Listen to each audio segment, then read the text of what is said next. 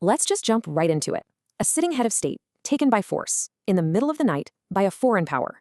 I know, it sounds like the plot of a geopolitical thriller, but it literally just happened. So the big question is, what exactly went down and what on earth happens next? So here's the core event, and it is just as shocking as it sounds. We're talking about the president of Venezuela, Nicolás Maduro, being seized from his compound in Caracas by U.S. Special Forces. Now, this wasn't some kind of internal coup. This was an external military operation, and it has sent absolute shockwaves around the entire globe. And this whole thing was incredibly fast. I mean, we're talking about a whirlwind 48 hours. On Saturday, a team of nearly 200 U.S. personnel goes into Caracas and captures Maduro and his wife. By that same night, they're on a plane to the U.S., and then by Monday, he's standing in front of a judge in New York. An entire hemisphere's political map just redrawn in 2 days. And those were Maduro's first words in court. He was defiant, very direct. Through an interpreter, he pleaded not guilty to drug trafficking charges, insisting he's innocent and that he's still the legitimate president. And what that creates is just this unprecedented international showdown, right?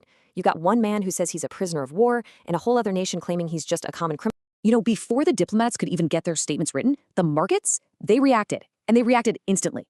The seizure kicked off this global financial frenzy as all these investors tried to figure out how to price in this huge new geopolitical risk, and for some, opportunity. And you can see right here how Wall Street immediately started placing its bets. Shares in major U.S. energy companies, we're talking Chevron, Halliburton, they jumped. The bet was pretty clear. Investors were thinking that with Maduro gone, the doors to Venezuela's enormous oil reserves would be thrown wide open for U.S. firms. And it wasn't just about oil. Look at this. Defense contractors over in Europe saw their stocks soar. BAE Systems in the UK, Rheinmetall in Germany, their values shot straight up. And the logic there is pretty simple. When global tensions get this high, governments tend to spend more on their military. Investors were quick to act on. So when the world suddenly feels this unstable, where does all the money go? Well, it floods into what we call safe haven assets. These are the investments that people trust to hold their value or even go up when everything else feels really, really risky. Think of it as, financial self-preservation. And here is that flight to safety in action. The price of gold, which is the classic safe haven, jumped almost 2% to over $4,400 an ounce. Now, this isn't just some random number. It's a direct measurement of global anxiety as investors started selling off risk and buying up security. But while all the markets were churning, an even bigger question was starting to bubble up, both on the ground in Venezuela and back in Washington.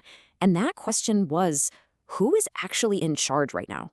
I mean, you really can't make this stuff up. Over in Caracas, Maduro's vice president, Delcy Rodriguez, gets sworn in as interim president, and she's calling Maduro a hero. Meanwhile, at the exact same time, U.S. President Donald Trump gets asked by NBC News who's in charge of Venezuela, and his answer is just one word: me. It's just a direct, completely astonishing clash for control.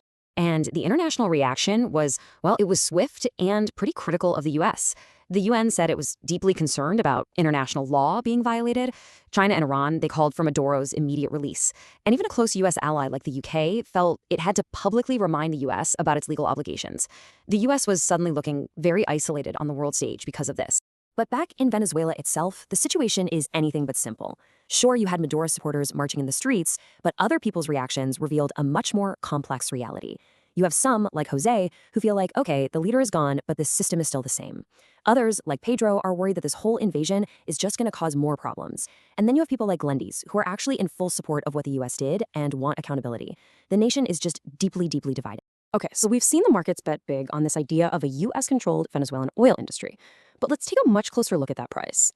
Is this massive oil reserve really the treasure trove that everybody seems to think it is? I mean, the entire financial reaction was based on one single idea. This was an oil grab. But what if that whole idea is just wrong? Let's actually break down the reality of what Venezuelan crude oil is. And right here is where that popular story starts to completely fall apart. Okay, yes, Venezuela has the world's largest oil reserves, but a staggering 86% of it is tar sands. This isn't the light, sweet crude that's easy to refine and super valuable. No, it's the exact opposite. See, this oil comes with 3 huge problems. First, it's incredibly difficult and expensive just to get out of the ground. Second, only a handful of super specialized refineries in the entire world can even process the stuff. And third, and this is the real kicker, it's not even the right kind of oil for where the industry is headed, which is all about petrochemicals and plastics. It's basically the wrong product at the wrong time. And, history gives us a pretty stark warning here. Even if the oil were perfect, restarting a country's oil industry after a regime change is a long, painful process. Just look at Iraq. It took them 12 years just to get back to their pre-invasion production levels. And today, Chinese companies dominate there, not American ones. Or look at Libya. 14 years later, and their production is still way lower than it was under Gaddafi. A Bloomberg analyst probably put it best when he called the whole idea that the US could just claim Venezuela's oil fanciful.